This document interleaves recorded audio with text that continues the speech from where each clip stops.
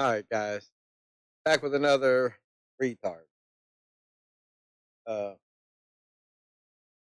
crimes, the crime scholar,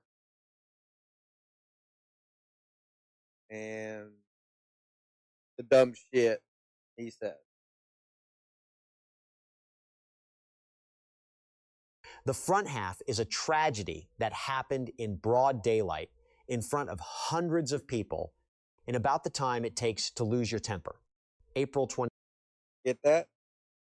The time it takes for you to lose your temper, which is an instant.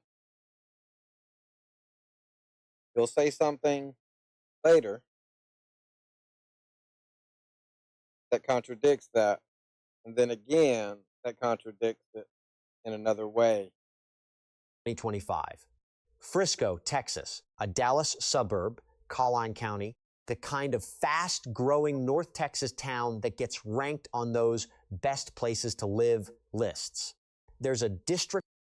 Dallas was, but now Dallas is Mahamified, bunch of pedos running around, try to take over.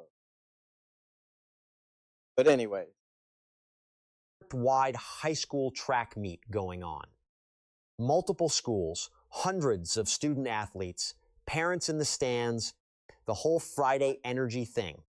Then the weather turns the way it does in Texas in the spring. Sudden, no warning.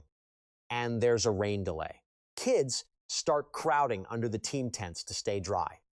Under one of those tents, two 17-year-olds end up in the same small space. One of them is Austin Metcalf. By every account, this kid had it dialed in. MVP of his football team, a 4.0 GPA, the type of student his own father later described as a leader, somebody loved by a lot of people. The other is Karmelo Anthony, also 17, from a different school. There's a dispute. It's about something almost unbelievably small: seating, space under the tent, who belongs where during the delay. Witnesses would later disagree about the exact sequence, but the core of it is this. There's a verbal back and forth, and at some point, Metcalf physically pushes Anthony, apparently trying to get him to move. How hard that push was would become one of the most argued over details in the entire case. And then, in a matter of seconds, Anthony pulls a knife and stabs Austin Metcalf. all right. So, an instant to be outraged. Now, a few seconds.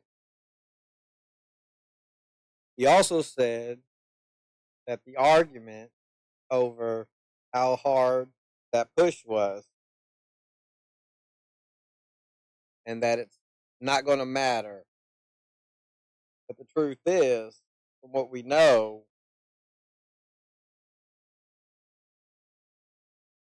that regardless of the push, we can determine the strength of the push because no one, no witness, in other words, all of them agree that when Metcalf pushed him,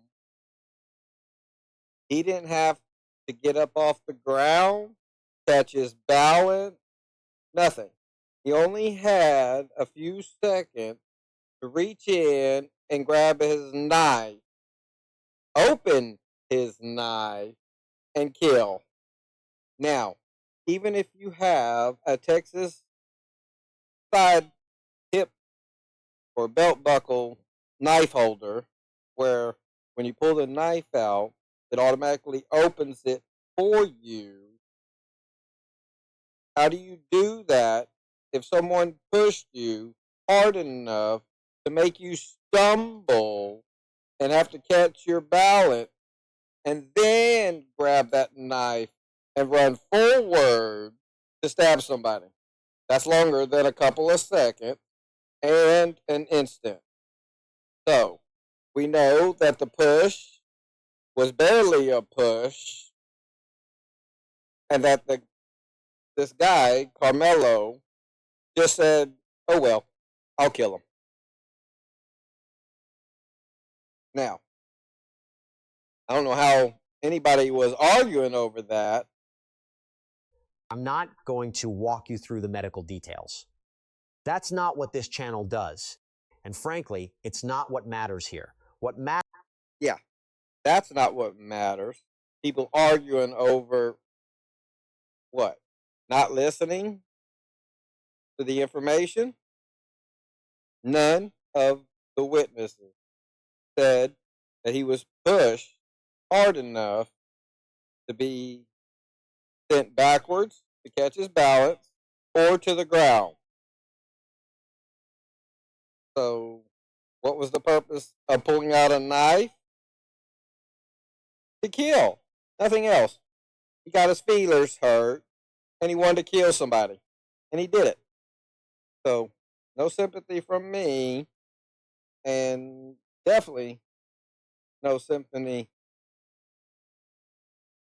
for this dumbass, the crime scholar, be putting this bull out here, tricking everybody. Oh well, that's my time.